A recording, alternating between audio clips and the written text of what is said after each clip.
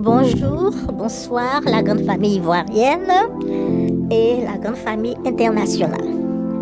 Aujourd'hui, nous allons nous focaliser sur le PPACI, le parti prétendument du président de l'ex-président Gbagbo Laurent, quand on sait tous que c'est le parti et la secte tribaliste de la Nandi Bamba.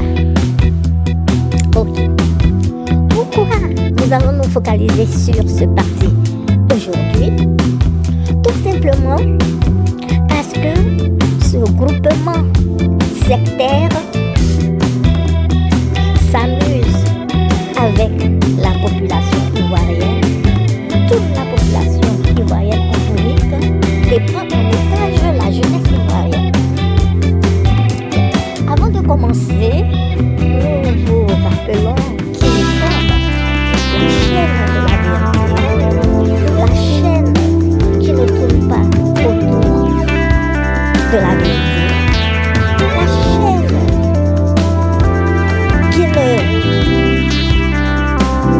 ne joue pas aux amours volontaires, la chaîne qui met le temps là où le but est pour dresser le but, le faire sortir et guérir la plaie.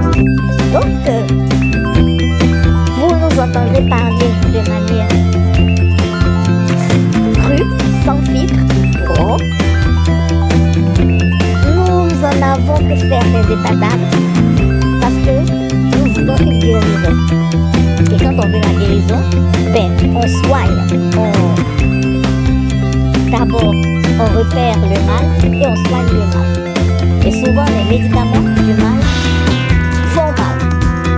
Donc, c'est ainsi que nous allons prendre le doigt appuyé sur l'abcès où se trouve le pus, dégager le pus et guérir la plaie. Bien, ceci dit, nous continuons. Ok. C'est quoi le PPAC? On nous fait comprendre que c'est un parti politique. Ce qui n'est pas vrai. C'est beaucoup plus un groupement tribaliste. Et comme nous l'avons dit, nous ne faisons pas nos mots. Un groupement tribaliste de BT et de Doula. Ce qu'on appelle Doula, vous savez plus ou moins de quoi on parle, Doula CDAO, qui se sont regroupés avec pour patronne la Nandi Bamba, qui a pris tous les amis ou tous ceux qui étaient autour de Gbagbo, qui les a pris pour donner l'impression que c'est un parti politique qui a pour vision la vision de l'ex-président Gbagbo Laurent. Ce qui est tout à fait faux. Eh bien, moi, je vais vous le dire. Je vais vous dire d'abord ceux qui sont au PPAC. Vous avez les naïfs qui croient effectivement que le président Gbagbo Laurent est dans un combat, c'est-à-dire le combat qu'il a commencé il y a, là je peux dire, une trentaine d'années. Donc il y a des naïfs qui croient qu'il est toujours dans ce combat. Voici le premier groupe qui est avec lui, au PPAC. Le second groupe, c'est les gens de l'ethnie du président Gbagbo, les BT, qui pensent qu'il faut soutenir le parent, le frère, et qui n'ont pas la latitude de regarder dans quoi ils sont. Donc ceux-là sont au PPAC juste pas tribalistes. Ça c'est le premier groupe de tribalistes. un deuxième groupe de personnes qui se retrouvent déplacées. Le troisième groupe, c'est les affiliés de Nadi Baba qui se fait passer pour une nordiste ou une doula. Donc, tout ce groupe qu'on appelle doula CDAO, voilà. Donc, tout ce groupe est là-bas sous la direction de cette dame Nadiba. Donc, vous avez le troisième groupe et le deuxième groupe de tribalistes. Donc, comme je vous l'ai dit, c'est une secte tribaliste, un groupement de tribalistes. Après cela, vous avez ceux qui, les anciens, en général, les anciens collaborateurs du président, qui sont vieux ou qui ont peur de se détacher de Babou Laurent parce qu'ils sont menacés par la Nadi Baba et ils ne savent pas comment se retrouver. La plupart ont perdu leurs emplois, ils ont eu leurs comptes gelés, ils ont été réduits à néant par ce régime de tortionnaires, de génocidaires et de tyrans. Donc, en gros, voici un peu le groupe qui se retrouve là-bas. Sans compter les différents groupes plutôt qui se retrouvent là-bas, sans compter les femmes manipulées par la jalousie de la Nadi Baba, qui toute sa vie se voit en concurrence avec Madame Babo, qui est une femme politicienne et qui ne s'intéresse pas à ce que fait la Nadi Baba, qui s'intéresse plutôt à la vie de son pays et à la vie de son peuple, tandis que la Nadi Baba ne vit que pour la jalousie et ne vit que par la jalousie. Après avoir utilisé du maraboutage pour s'approcher du président Babo, elle a fini par s'accaparer le président Babo et en accord avec la France-Afrique, elle s'est mise à côté du président Babo pour que celui-ci ait la force de combattre sa propre femme parce que c'est la seule qui porte la réelle vision, c'est la seule qui se bat sincèrement pour les Ivoiriens. Donc, chers amis, vous qui êtes encore au PPRC et qui rêvez que le président Babo est dans un combat, laissez-moi vous dire que vous rêvez de vous. C'est une illusion. Le président Babo est incapable de vous dire, de vous regarder dans les yeux, de vous dire qu'il ne fait pas de combat, il ne fait aucun combat. Il est assis juste pour embêter le combat des autres. Et sa principale cible, c'est sa femme. Comment un homme peut poursuivre son ex-femme à ce point jusque dans ses derniers retranchements? Il faut vraiment être un diable sur terre pour faire cela. Et tout ceci sous l'influence de son ex-maîtresse ou de sa maîtresse devenue sa femme. Donc, chers amis, Babo ne vous conduit pas dans un combat au PPACI. Il vous conduit dans une lutte de foyer, une lutte de chiffon, une lutte de casserole, une lutte de seridaga avec sa maîtresse devenue sa femme. Et intéressons-nous un moment à cette Nadi Baba. Depuis quand fait-elle la politique? Depuis quand est-elle intéressée par la politique, par le bien des Ivoiriens? Surtout qu'elle n'est pas ivoirienne.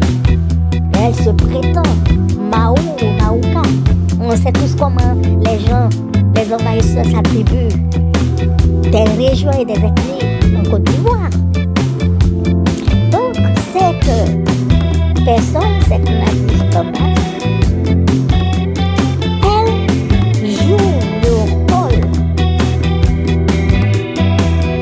de l'espion de la politique française et de la on peut être Babo. Pour être sûr que Babo a renoncé à faire le combat pour son pays. Et pour être sûr que la seule personne, elle a encore la vision qu'ils ont tous vu au FPI, ne continue pas le combat. On fait de telle sorte que ce Babo, sous l'effet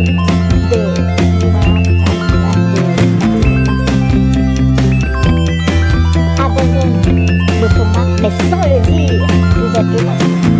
Et il ruse, il fait croire qu'il est toujours dans le combat, juste pour détourner la jeunesse et de faire de telle sorte que la jeunesse n'ouvre pas son esprit pour aller vers la personne qui peut aider de ce cauchemar sans fin. Donc, chers amis, je vous le dis, je vais appuyer sur le plus, sur le bouton, le plus, ça va vous faire mal, mais le plus va sortir. Arrêtez de rêver. Babo Laurent n'est plus dans un combat. Il a été dans un combat 30 ans en arrière, mais quand il a été pris et qu'il est allé à pour pouvoir le libérer, il a fallu qu'on lui dise de renoncer à son combat et de divorcer sa femme, puisque sa femme et lui ne sont pas simplement mari et femme, mais ils sont aussi compagnons de lui, et ils sont aussi camarades de parti. Voilà, schématiser tout simplement. Mais si vous ne voulez pas comprendre cela, ben, nous sommes désolés. Vous allez vous faire rouler dans le vent, dans la farine, dans tout ce que vous voulez. Nadi Tamba et Alassane Ouattara et Loudia Tonique Ouattara, c'est le même groupe. Et ils ont introduit Babo dans leur groupe. Donc Babo ne peut pas faire de combat. Babo est fini. Je vous le dis. Tout ce qu'il fait, c'est juste de la comédie. Quand vous ne voulez pas entendre cela, vous ne voulez pas comprendre, on va vous le dire et le dire sèchement pour que vous le compreniez. Babo joue la comédie. Son seul objectif, détruire sa femme sous l'ordre des néocolons. Je n'ai pas des néocolons parce qu'ils n'ont jamais cessé d'être colons. Sous l'ordre des colons modernes. C'est comme ça qu'on doit les appeler. Ils ne sont pas néocolons. Néo veut dire nouveau. Ils ne sont pas nouveaux. Ils ont toujours été colons dans la tête. Donc sous l'ordre des colons modernes, Babo, ils ont mis la pression à Babo qui est séparé de sa femme. Comment un Africain fait un colon qui va te dire, toi, de te séparer de ta femme et tu vas l'écouter? Mon Dieu, ce sont des hommes comme toi. Tu es un homme, ils sont des hommes. Comment un homme peut demander à un autre homme de cacher sa famille? Eh bien, c'est ce que vous avez vu, c'est ce que vous voyez. Donc, en conclusion, je vais finir cet épisode. Chers amis ivoiriens, chers parents ivoiriens, chers amis internationaux, chers amis de la Côte d'Ivoire, Babo Laurent n'est plus dans une lutte. Son seul objectif, poussé par sa maîtresse, c'est de la jalousie, la pure jalousie. l'encontre de sa femme, de son ex-femme. Jusqu'à aller poursuivre la femme au conseil constitutionnel, alors qu'il sait très bien que ce n'est pas le lieu où on fait ce genre de demande, le tribunal de la famille ou bien le tribunal de voilà, c'est pas que ça tourne. Ce n'est pas le conseil constitutionnel. Le conseil constitutionnel, il est juste là pour regarder les candidatures et les pièces des dossiers. Il ne juge pas une affaire matrimoniale. Donc, chers amis, je vais m'arrêter là. Pour les incrédules qui ne veulent pas croire que Babo n'est plus dans le combat, vous l'apprendrez à vos dépens. Mais nous n'allons pas laisser la foi à vos dépens. Nous allons aller avec ceux qui ont compris et ceux qui voient bien. Donc je vous demande de laisser Babo là où il est. Ne comptez plus sur lui. Il n'est plus dans le combat. Et regardez sa manière de faire. Comment un homme peut continuellement humilier sa femme. La femme avec qui il a eu des enfants, la femme qui l'a porté au pouvoir, la femme qui l'a aidé à venir au pouvoir, la femme qui l'a aidé à construire son nom. Comment un homme, même envoûté, peut-il continuer à persécuter sa propre femme? Quelle image cela donne-t-il de l'homme ivoirien à l'extérieur? Réfléchissez un instant. Je vais vous laisser là pour aujourd'hui. Et la prochaine fois, je crois qu'on parlera du PDCI et de Thiam. Voilà. Donc, chers Ivoiriens, je vais vous le dire aujourd'hui, et comme je l'ai dit, je vais lancer un appel. Et comme je dis, nous, on met le doigt là où ça fait mal. Chers Ivoiriens, ne laissez pas ce monsieur Babo détruire la première dame, l'ex-première dame de Côte d'Ivoire, une dame de valeur, une dame qui a tout subi pour son peuple, son propre pays, une dame qui a tout subi, non pour sa libido, mais pour le pays, parce qu'elle a en tête le bien-être des habitants du pays où elle vient. Chers Ivoiriens, donc je vous demande de bien analyser tout ce que vous voyez, tout ce que vous entendez, et de tirer votre conclusion. Et cette conclusion ne vous mènera nulle part que de vous faire comprendre que M. Babo n'est plus dans la lutte. Il ne fait que saccager tout ce que les gens font. Voilà. Merci. Portez-vous bien et on se retrouve à un autre moment. Merci.